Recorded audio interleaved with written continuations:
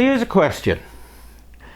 If a young single mother is rebellious, has recently been caught for driving under the influence, and then lies to her family to wangle a night out a few weeks after giving birth to twins, does that then mean that she deserves to be killed for taking the actions that she has? The answer is, of course not. But this is the very situation that befell a young mum from Richmond, Kentucky, in January of 2019. She may have made poor choices, but as a mother to 4 young children, when she was just 23 years old, barely more than a child herself, the situation she found herself in was terrifying. But equally terrifying was the fact that the perpetrator approached her with friendship and flirting. So all seemed well until it wasn't at all. This is the awful case of the murder of Savannah Spurlock. And this is Murderous Flow.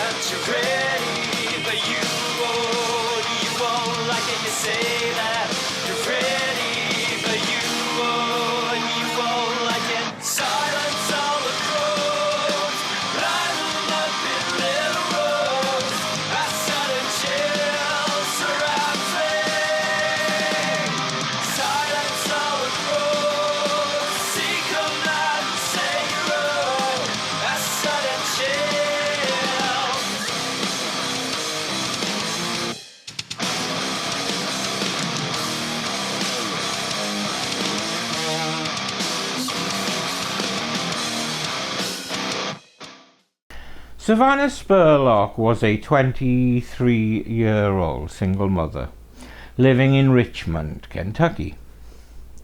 She had recently given birth to twins, those being her 3rd and 4th children respectively, just a month before her disappearance. Her life was in upheaval, as she had just separated from her ex-boyfriend, who was the father of her twins, and she'd moved back in with her mother, Ellen Spurlock.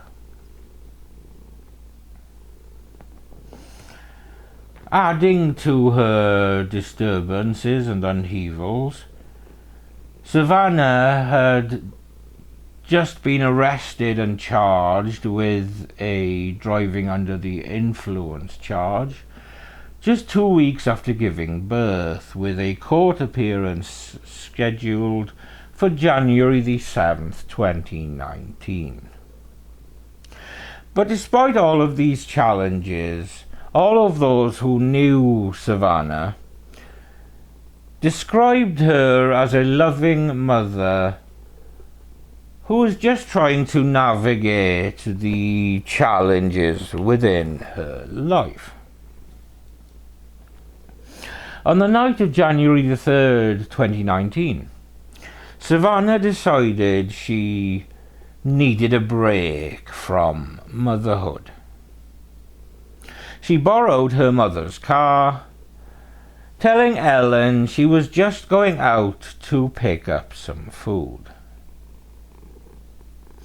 However, Savannah had no intention of simply going to buy some food. She had bigger plans in mind. Meanwhile, in nearby Lexington, three young men, David, Isaiah and Brandon, were also planning a night out. The trio were co-workers who worked a night shift, and they were very keen to enjoy their downtime. And they were looking forward to enjoying some cut price drinks at the Thirsty Thursday bar specials. And maybe they could also meet some women while they were out. But the drinks were the focus, at first at least. But their night would end very differently to the dirty takeaway and heavy petting that they were hoping for. On the evening of January the 3rd, 2019, Savannah Spurlock met up with her friends Jocelyn Hutch and Dion Johnson. The trio headed to Lexington, where they parked Savannah's mother's car and began an evening of partying. They started drinking at a friend's house before heading to the local bar scene at around 1:30 a.m. on January the 4th. Jesus Christ, that's normally when I end evenings, if I'm not already tucked up by then. At the same time, David and his two friends were bar hopping in Lexington, and they wound up at a place called The Other Bar. And it was here that their paths would cross with that of Savannah Spurlock, who, for different reasons, would wind up losing the company of her two friends and ending up alone in Lexington in the early hours of January the 4th, 2019.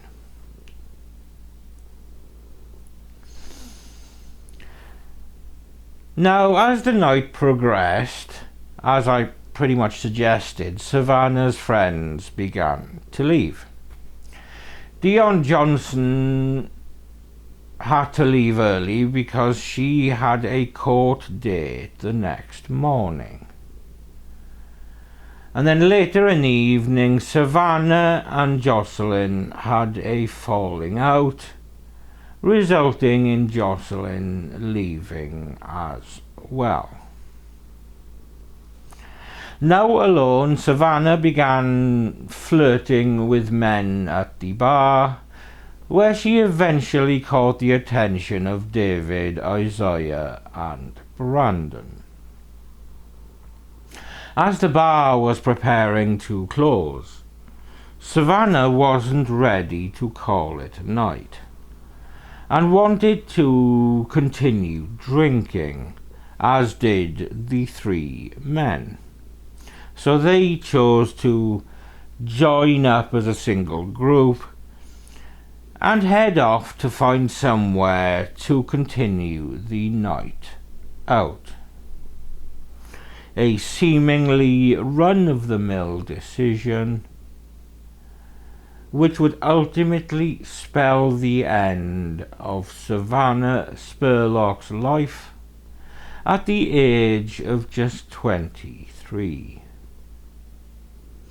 Security footage from a nearby parking area captured what would be the last known images of Savannah Spurlock alive, showing her leaving that area with the three men. The group decided to head to David Sparks' house in Lancaster, Kentucky, around 40 miles away. During this drive, Savannah managed to FaceTime her mother, assuring her that she was fine and that she would be home in the morning. But this would be the last time that Ellen Spurlock would hear from her daughter. What exactly transpired at David Sparks' house remains unclear. But according to statements from Isaiah and Brandon, all four of the participants made out to some degree, but they claim that things for all of them stopped well short of full-on sex happening. They stated that Savannah eventually passed out due to intoxication, and they helped her to David's bedroom to sleep it off. Isaiah and Brandon claim that they left around 5 a.m, with David allegedly planning to sleep on the couch. But the layout of David's home led investigators to question the plausibility of that claim. When Savannah didn't return home for a couple of days, alarm bells began to ring. She missed her court date on January the 7th, and there had been no activity on her social media accounts. If a 23-year-old is not using her socials, something must have been seriously amiss. And indeed it was. On January the 8th, 2019, Savannah Spurlock was officially reported missing. The Richmond Police Department, assisted by law enforcement agencies from Lexington and surrounding counties, launched a full-scale investigation. The security footage from the parking area was broadcast on local television and was also published in newspapers and online, leading to the rapid identification of David Sparks, Isaiah Sparks, and Brandon Bowman. All three men were brought in for questioning. Their stories largely corroborated each other, but suspicion eventually began to focus on David Sparks, since he was the last person known to have been with Savannah. Investigators obtained search warrants for David's house in Lancaster, his Chevrolet S10 pickup truck, and his cell phone. They also searched the vehicles and phones of the other two men. While Isaiah and Brandon's cell phone records confirmed their story of leaving early in the morning, essentially ruling them out of any foul play, unless of course it was a joint endeavour. But the search of David's home raised some red flags. The house appeared to have been recently cleaned, with everything in its place. How many men do you know that live that way? Investigators noticed that every wall seemed to have been wiped down, but only on the bottom half of those walls. They found no personal effects belonging to Savannah, which suggested that she could have taken her things and left after sleeping off the booze, but she had yet to make contact with anyone if that had in fact been the case. Among items found at the home were a shit ton of condoms, a .308 rifle and a pistol, numerous knives, blood spatters in the bedroom and on a couple of doorways. But perhaps the most ominous and suggestive evidence seemed to be a note or an essay of some kind written by David Sparks. This essay seemed somewhat like a manifesto and contained things that made investigators take David more seriously as a suspect.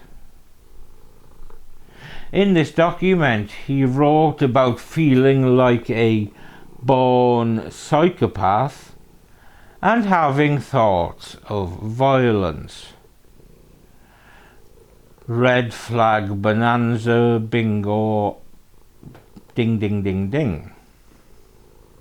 But with no concrete evidence of Savannah actually having come to harm, let alone David Sparks having been involved, police were unable to arrest and detain him.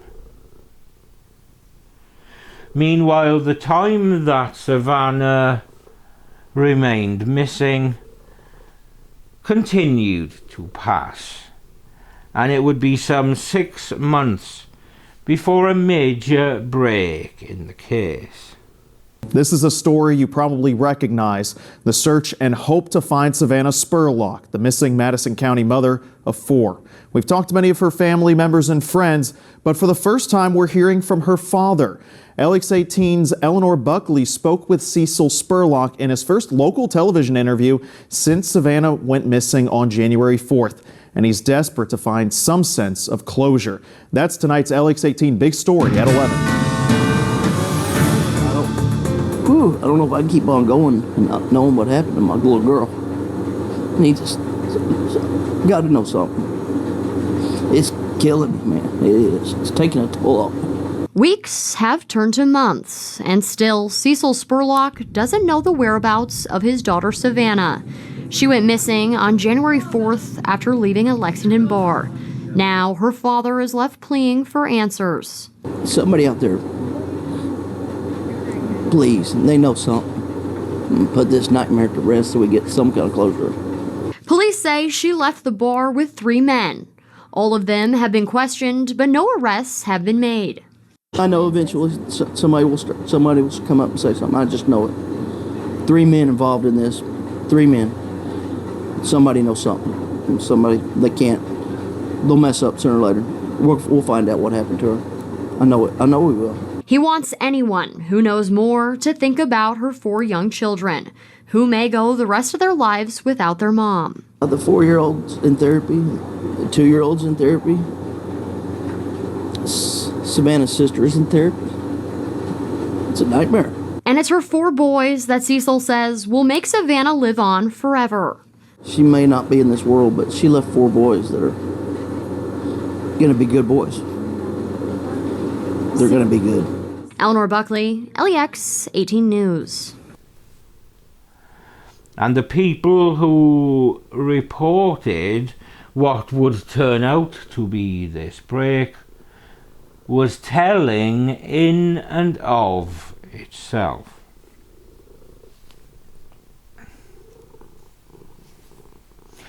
Nearly 6 months after Savannah's disappearance, on July the 10th, 2019, the Richmond Police Department received a call that would break the case wide open.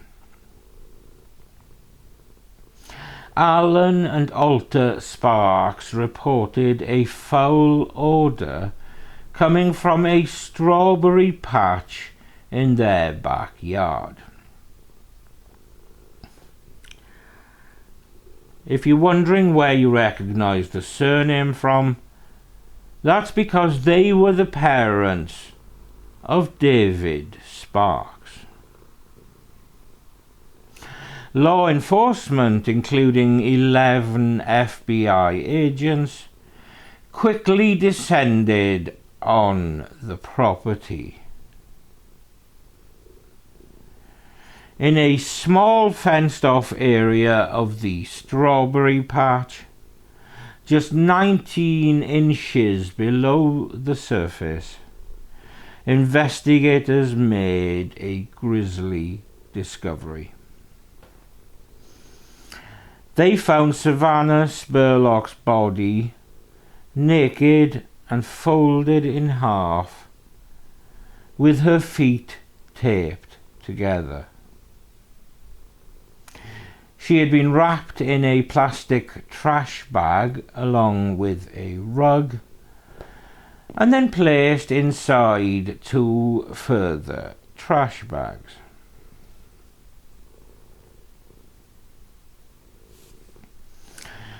As they began the search of this strawberry allotment, David Sparks drove himself to the Richmond Police Department, asked for a lawyer, and turned himself in. Missing mom of 4 from Kentucky. The FBI has found human remains thought to be that of Savannah Spurlock. She went missing back in January after a night out at a Lexington bar. She was last seen with several men. Today, one of those individuals has been arrested. The property that we're searching is a family member of one of our suspects.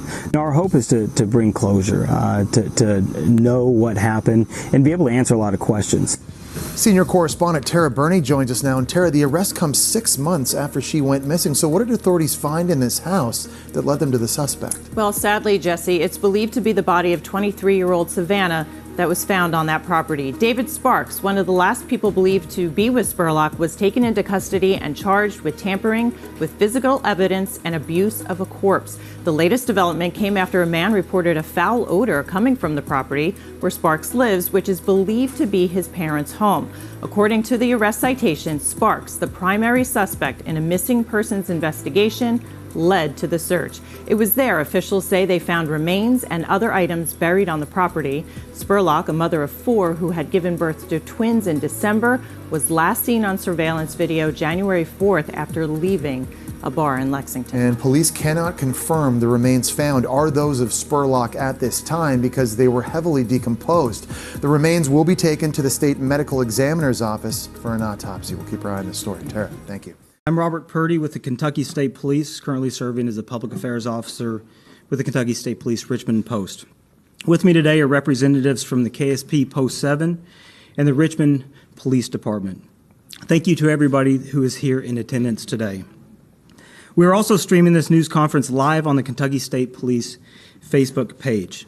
The purpose of this news conference is to provide an update on the Garrett County death investigation and how it relates to Richmond PD's missing person investigation. As a member of this community, I'm well aware of the results, of this investigation are incredibly heartbreaking. Our hearts go out to the family and friends of Savannah Spurlock. Over the past 6 months, the family, community, and law enforcement have been in search of answers. These are the facts of the investigation that we can confirm today. The Richmond Police Department was contacted yesterday afternoon in reference to a possible location of human remains behind a residence on Fall Lick Road in Garrett County. As a result of the information that was received, the Richmond Police Department notified the Kentucky State Police. Multiple law enforcement agencies, including the Kentucky State Police, Richmond Police Department, Garrett County Police Department, Lancaster Police Department, and the FBI responded to the scene and secured the area. A coordinated search of the property was conducted late last night, resulting in the discovery of human remains just before midnight. The recovered body was removed from the scene and taken to the State Medical Examiner's office in Frankfort for an autopsy and identification. As a result of the autopsy, we can now confirm that the remains are those of Savannah Spurlock, who went missing on January 5th after leaving a Lexington bar with 3 individuals. Initially, Savannah was reported as a missing person to the Richmond Police Department, who have been following up on multiple tips and leads about her disappearance over the past 6 months. Multiple searches by Richmond Police Department, KSP, local police agencies, and volunteers have occurred throughout Garrett County and Central Kentucky. As part of the initial investigation by Richmond Police Department, the 3 men last seen with Savannah Spurlock were identified and interviewed, one of which was David Sparks. The investigation indicates that Savannah Spurlock was seen at the residence of David Sparks during the morning hours of January the 5th. As a result of the ongoing investigation, David Sparks, 23 years old, of Lancaster, Kentucky, was arrested early this morning in connection to the recovery of Savannah Spurlock's body. He was lodged at the Madison County Detention Center charged with tampering with physical evidence and abuse of a corpse, and has since been taken to the Lincoln County Regional Detention Center. Over the coming days, detectives will continue their investigation into what led to the death and disappearance of Savannah Spurlock. At this time, additional information may be released. He was charged with murder, tampering with physical evidence, and abuse of a corpse. With more information about what exactly had happened to Savannah through the finding of her remains, they returned to David Sparks' home with fresh eyes, and what they found was damning. And this included the packing tape used to bind Savannah's feet, matching a roll found in David's room. A backpack in David's closet containing traces of both his and Savannah's blood, as well as security camera footage showing David loading large black trash bags into his truck shortly after the night that Savannah disappeared. But in terms of compiling a compelling and airtight case for court, prosecutors faced challenges in proving the exact manner of Savannah's death due to the decomposition of her body. The medical examiner could not confirm the precise cause of death, and it was only ruled a homicide based on the circumstances.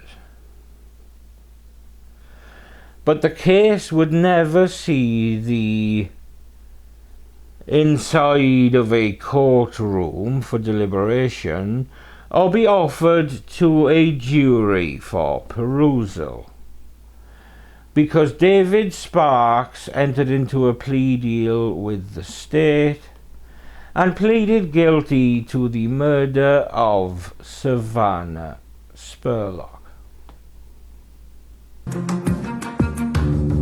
This is new evidence we've gotten from the case file since the last story we did.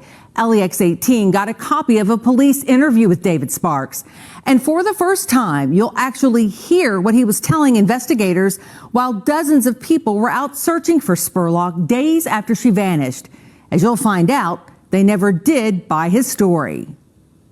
From the start, police zeroed in on David Sparks, the last person to see Savannah Spurlock alive. Dave, do you have any direct knowledge of the whereabouts of Savannah Spurlock? I do not. For the first time, you hear what he told police in his own words, just days into Spurlock's disappearance. I got up and she wasn't there. My door was unlocked and she was gone. That's part of a 3-hour-long police interview we obtained. The 23-year-old was calm from start to finish, knowing then he had bound and buried the mother of 4 on his parents' Garrett County farm. Has it crossed your mind that she may not be alive? That has crossed my mind, but I hope she's all right. He was prepared, I think, to kind of play the game. Richmond Police Sergeant Kelly Fraze never bought his story that Spurlock left on her own. There was something about him that just kind of made the hair on the back of your neck stand up when you talked to him. Her gut was right.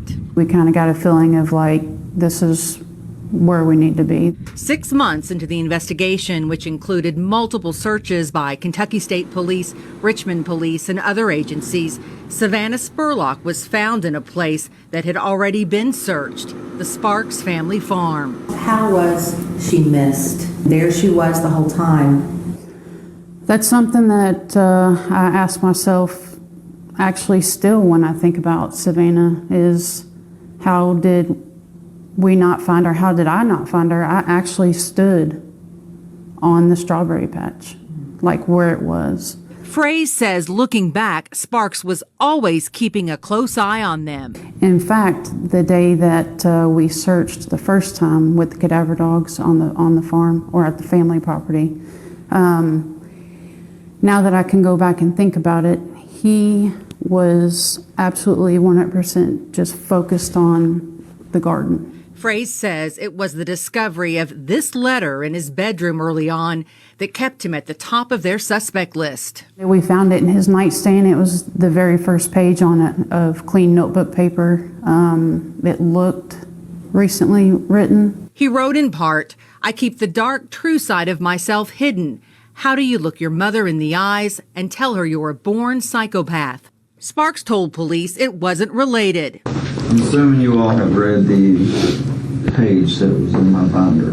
Mm-hmm. Okay. That's why I kind of hesitated. That was about 1.5 to 2 years ago. He said he wrote it while in a dark place after being rejected by a woman. I was dealing with a lot of rage. I was depressed. I was just mad at the world. Fraze believes he wrote it after Spurlock vanished. I feel like he knew that who he was or the type of person that he wanted to be, and he was just kind of putting it out there but didn't really know how. After his arrest, a jail guard found these drawings of women in his cell, one bound. Well, first thing came to mind was, is there another victim? And then the second thing was, I'm sure glad that we did our job and he's in jail. Fraze tells us during the search for Spurlock, Sparks' phone history showed he was constantly using Google to keep up with the investigation, searching Richmond missing mom over and over. Mr. Sparks, I'll accept your change of plea. In the end, David Sparks admitted to intentionally killing Savannah Spurlock. Her official cause of death was never determined. And about speculation, he had help. And I 100% believe that he did it alone. There's nothing else that indicated that anybody else was involved. Fraze now hopes people have a better understanding of what happened. This is not for anybody's personal gain or entertainment. She's a victim. She's 100% innocent. There's no part of this that was any of her fault. And all that fault lays on one person, and that's David Sparks. Lee Searcy, LEX 18 News. He was sentenced to 50 years in prison for the murder, an additional 12 years for tampering with evidence, and 12 months for abuse of a corpse, with the sentences running concurrently. Kentucky State Police conducted this grueling investigation that ultimately ended up with David Sparks admitting that he intentionally caused the death of Savannah Spurlock. Out of respect for the families, we did not include many of the disturbing details in this case file. Still, there is information that could be disturbing to some. Viewer discretion is advised. Savannah Spurlock was loved. She was a daughter, a big sister, a mother of 4 who had given birth to twin boys only a month before she vanished after a night out. This security footage from January 4th, 2019, one of the last haunting images of the 22-year-old as she left a Lexington bar with 3 men to party at a home in Garrett County. David Sparks, the man walking in front, was the last person to see her alive. Look around while you're walking. 6 months later, after countless searches, a tip from his father about a foul odor led investigators to find her body bound and buried in a clandestine grave on the family's Garrett County farm. As police unearthed her body, Sparks was turning himself in, later charged with Spurlock's murder. For the first time, We're looking for a body. Yeah. No. We're looking for a body. LEX 18 sees the police interviews with witnesses as detectives pressed for answers. Is she alive when you leave the house? Yeah, most definitely, yeah. Through an open records request to Kentucky State Police, we obtained the investigative file on the case. It contains information on Spurlock's last hours. We was all in there. The 2 men with Sparks that night were only questioned, never accused or charged with a crime. Both told police all 4 had been drinking and came to Sparks' Lancaster home to party more. Both said they eventually left, leaving Spurlock alone with Sparks. Like, you sure we should let that girl there? I'm like, yeah, why? He's like, I don't know. He's like, David really want.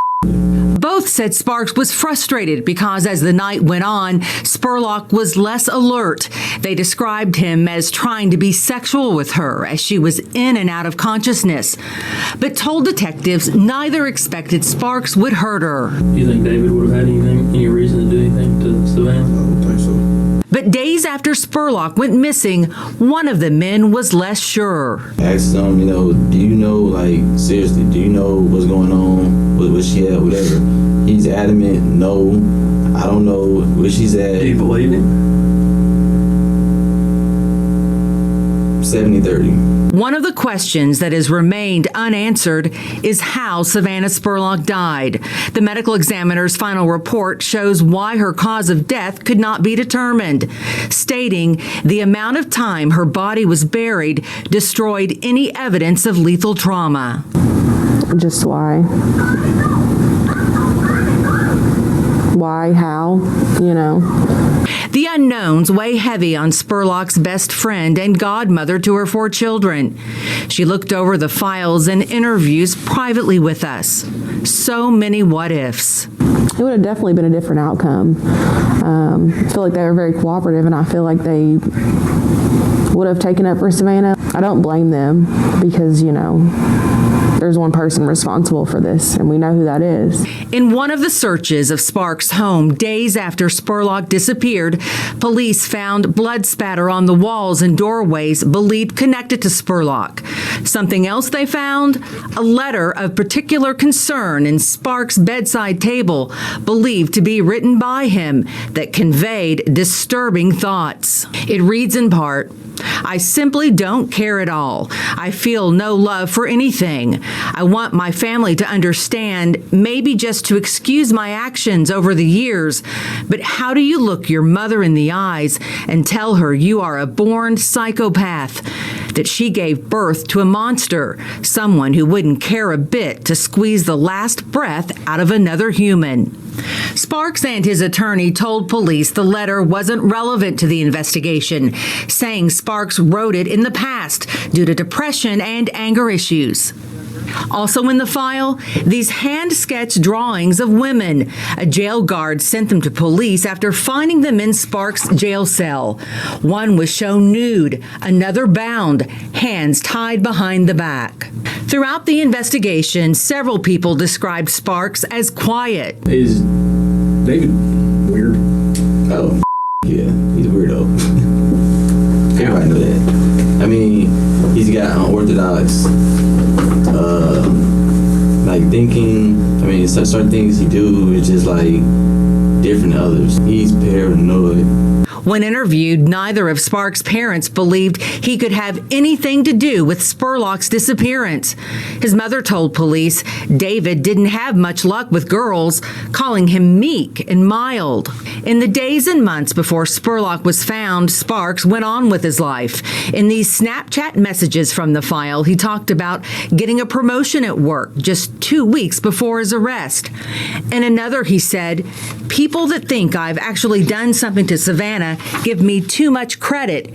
People don't just get away with stuff like that with today's technology." He also quipped about all the media coverage, saying, "The news has the story of the century. 2 black men and a white psychopath behind the disappearance of a sweet, young, innocent mother of 4. Today, Sparks is currently serving 50 years after pleading guilty to murder, tampering with evidence, and abuse of a corpse. The whole situation, the whole story is still doesn't add up. The whole story is still a mystery. And I don't think unless David Sparks until he comes forward at one point in his life and tells us the story, we will never know. And while Sparks serves his sentence, Spurlock's friends and loved ones are moving on, giving lots of love and attention to her 4 beautiful boys and making sure the memory of their mother stays alive. You know, there's pictures, there's blankets, there's small things like songs or cars will remind them of her. There's photos. The plea deal was agreed upon instead of pursuing a life sentence or even the death penalty, because prosecutors felt that they could not prove aggravating circumstances beyond a reasonable doubt due to the decomposition of the remains. And so it was that justice was served for the tragic single mother who just wanted a night out. David Sparks never revealed his motive for killing Savannah, leaving many questions unanswered. But there can be absolutely no mitigation or justification for the callous murder of a young lady just out to have some fun. He was, and is, unquestionably a cockwomble. This video is, of course, dedicated to Savannah Spurlock. She was a wayward young lady, but all reports indicate that she was a loving mother. And she left behind 4 children that now have to grow up without her. She may have made some poor decisions, but she was growing up, and that always involves mistakes. No one deserves to lose their life in this way, and I hope that she has found peace and that the children are being protected and embraced while being regularly reminded of the love that their mother had for them. Thank you for watching another episode of Murder of Crows. Drop me a subscribe if you could. It's completely free and it really helps me to grow the channel and the community. With that said, I'm Steve. This draft excluder is Samson. I'm not sure if you can see him, but this is Samson. And we will see you when we see you.